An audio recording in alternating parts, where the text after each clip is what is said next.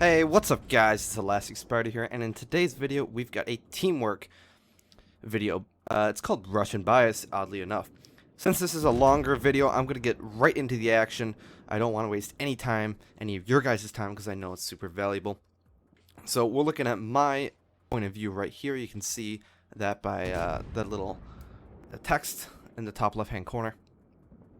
I'm in my Moskva, and Sneaky and Puddin are in their Khabas. I believe Puddin is running smoke and Sneaky is running the heal. So just to kind of lay the groundwork, shooting at this Grozovoy, trying to get some good pens. I switched finally to HE, and let's see if I'll get any hits. I get one hit, not all that much damage, about a nice 1k salvo, but I would have liked a little bit more. He's just out of radar range, so I'm not able to hit him. I get him again for another 1,000 damage, but I'm going to have to stop shooting and move up, or at least try to do something else rather than just sitting here. I do have to be careful, though. This Amagi is looking my way, so obviously any movement that requires me to turn somewhat broadside can be instantly punished by that Amagi. The Amagi has very superior accuracy for a tier 8 battleship at, of course, tier 8. But the Moskva does have quite the citadel when you are giving broadside, so being careful of that is, of course, my utmost priority right now. And again, I know that he's targeting me. He shot at me, I can see by those front two guns, but I decided to take the risk. If I eat one, even two citadels, which is pretty unlikely, I'll take that rather than a full Amagi salvo. Grozovoy gets spotted. You can tell by the way his smokestack was going, he wasn't going in full speed. So I get a nice salvo off on him and break his engine. That forces him to repair, so he can get out of his smoke a little bit quicker. He's just on the edge of my radar range, so he's going to be going out of the detection rather soon here. I switched to AP. I see that this Minotaur is actually turning, and I don't think he's going to be paying enough attention to see that I am the one shooting at him. He just wants to get out of here as soon as possible. He goes into stealth, but I managed a triple citadel. A very, very nice shot, I will say so myself. Although, from a full salvo, I would have liked to hit maybe at least one more citadel and a few more pens, but it didn't look like dispersion was on my side for that one. So I'm going to be wiggling my buttocks just a little bit, just enough so that I'm throwing off this Minotaur, because you can see there he only got a few pens, but he did about 3k damage, which, you know, it does add up. When you do give a Minotaur broadside, even in the Moskva, you can get up to 4 and 5k salvos if you land the majority of your shells, and that's something that I don't want to do, so I sail far, a little bit farther out. I have good shell velocity where I can hit this cob at longer range, and the Minotaur can't even shoot me, so that is, of course, in terms of tactical play and ship awareness, that is something that you guys always have to be aware of, knowing your position on the map and what your strengths and advantages are compared to the enemy team's layout. So keep that in mind. So our Iowa got nailed by this Amagi. He's almost dead. Let's see if I can't finish him off. Does look like he is. Oh, he's not healing, but maybe he is flooding. I killed the Khabas with that fire that I managed to get on him, and will I kill him? Shells are coming in. He goes dark, and I get a nice double strike. Pretty close to the limit, I must say. I was very close. Probably another second or two, and I wouldn't have had that double strike. So, a nice play by me, and a rather unfortunate sequence of events for the enemy. So, in the meantime, I mentioned earlier, Puddin has smoke. He smoked up, was hitting that cob when the enemy cob was, of course, spotted. And Sneaky running the heal, he has to hang a little bit farther back than Puddin does, because of course when you do pop your smoke, given that there's no radar, then you do break concealment, or you do break line of vision rather, not concealment. You do break line of vision, which and if you sit in your smoke, you can actually go undetected. Rather than having the heal where you have to pop your speed boost and you're still taking damage, because the Khabas has awful detection. Torpedoes are coming in. I'm going to miss those. I'm going to dodge those rather. And the second set comes in, and they actually end right there. So a bit lucky, I guess. Switch to AP on that Mogami. He turned out, it looked like, and I only get one bounce. Again, bit disappointing with my accuracy. And yeah, get some nice hits on that Fletcher though. 6 hits. I'll take that any day of the week for sure. And I get that Fletcher killed. 3rd kill of the game. And I asked Puddin here, I'm like, Puddin, do you have smoke? And so he's going to come around. He told me that it's reloading and that he'll come by and smoke me again. Because what I really want to do is get into this cap circle. And then when I'm in the cap circle, I want to stay there, or at least stay there long enough such that either I don't die or I can radar the rest of the cap to see what is on there. Because as you can see, Sneaky is on the cap, but it doesn't look like it's actually moving, so that means an enemy destroyer or some enemy ship is on the middle objective. So I want to go and try and clear that out. That's the whole point of the Russian radar or Soviet radar, is that you can effectively push out any destroyers with your superior range over, let's say, American.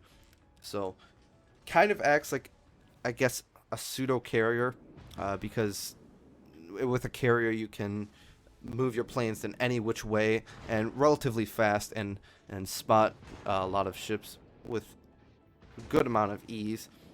But radar is of course a lot easier to use and less risky, because of course you don't have to sacrifice your planes to do so.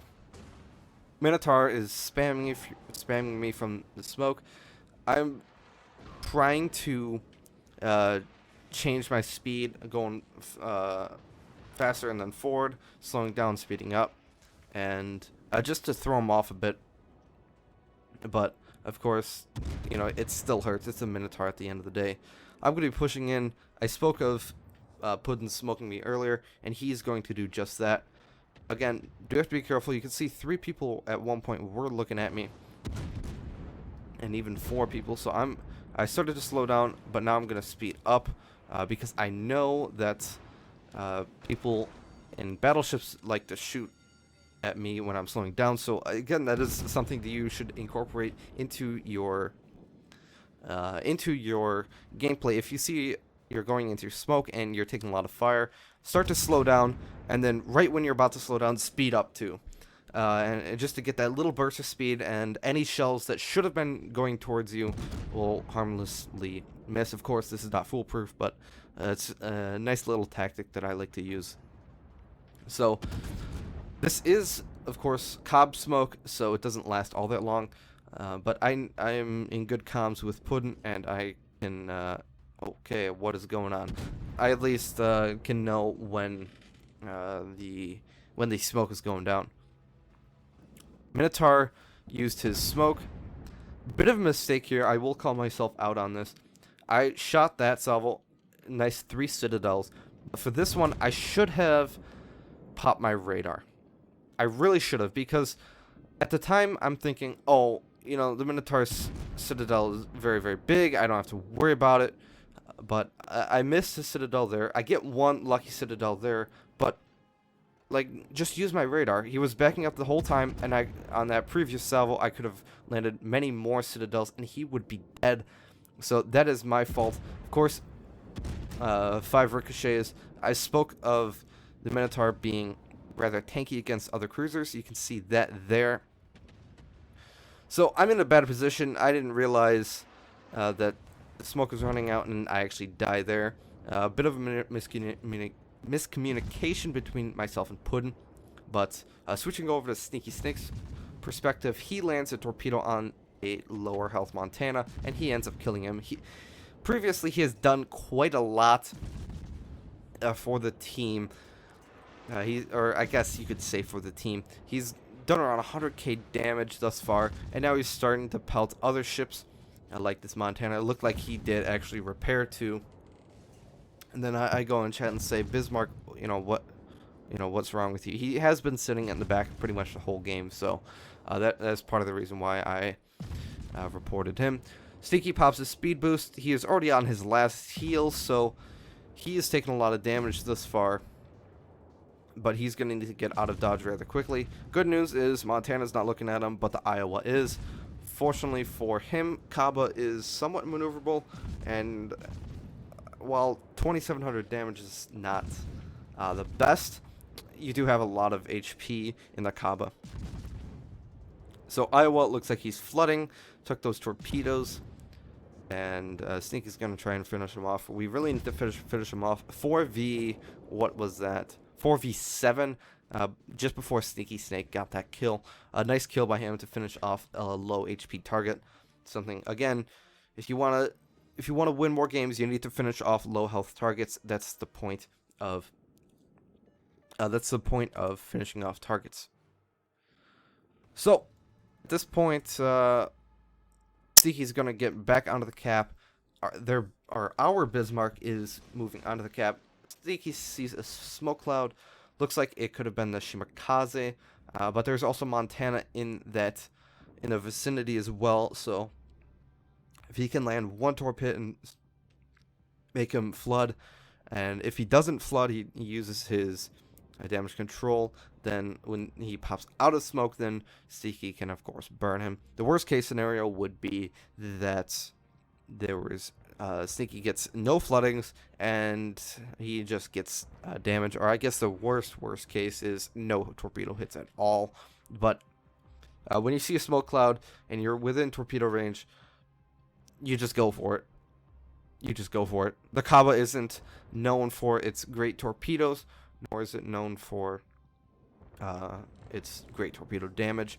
But of course, one thing that torpedoes do is to cause floodings and burn damage controls, and that's ideally what you want in something like the Khabas, where you get a nice torpedo.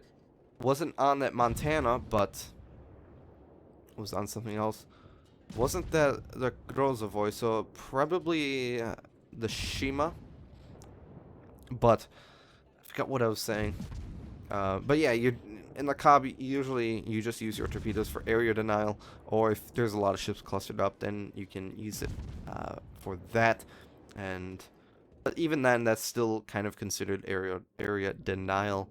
You are denying them movement or pushing into a certain area that you don't want them to. So at the end of the day, that's what the Khabas torps are made for. So Sneaky's been kind of making rounds, going into and out of caps. Meanwhile, Puddin in the southeast, he has been keeping tracks and keeping tags on this Ibuki and trying to gun him down a bit. Montana gets spotted. I believe it was the Grozovoi's smoke ran out. Sneaky gets a nice first salvo with a fire. Unfortunately, no penetrations. He switches to AP while that Montana's damage control burns. Good play by him. And he starts pulsing him. You can see the very consistent damage. I saw a few 1,700 salvos previously, and then a little bit lower salvos. But at 131 health, he's not going to last long. And Sneaky managed to get the kill. Ibuki showing a good amount of broadside. You can see by the angle indicator that I have installed for you guys. He's at about 80 degrees for all intensive purposes. That is a full broadside, and holy moly, 4,500 damage per pop. You saw there another 3,600, but the final salvo doesn't end up doing all that much. But going from Sneaky's perspective to Puddin's perspective, he hasn't been featured all that much. He's done a little bit less damage, but he's going to be coming in somewhat clutch here at the end, which is why I want to focus on him. He's got his speed boost pop, one smoke left in the bag. He is spotted. Of course, Khabas does not have great concealment, but sorry, blank there. Puddin does run the concealment module. Grozovoy, don't know why he's shooting, but Puddin gets that all-important kill right there that pretty much changed the game. If that Grozovoy just ran and just torpedoed, which he more than easily could have done. Grozovoy has much better concealment than the Khabas does, even with a concealment build.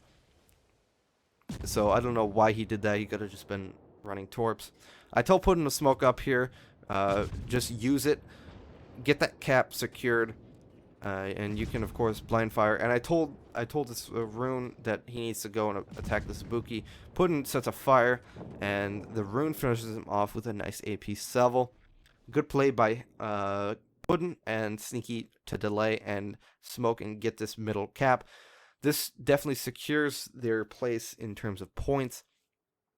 And their rune over there in the south, he's going to have to deal with a Hindenburg and a Shimakaze.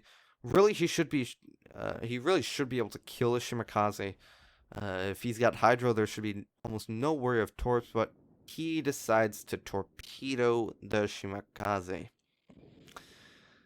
Granted, I mean, I guess that's a good idea, but I don't know. I mean, between salvos, maybe, but it's better off just to go with your guns.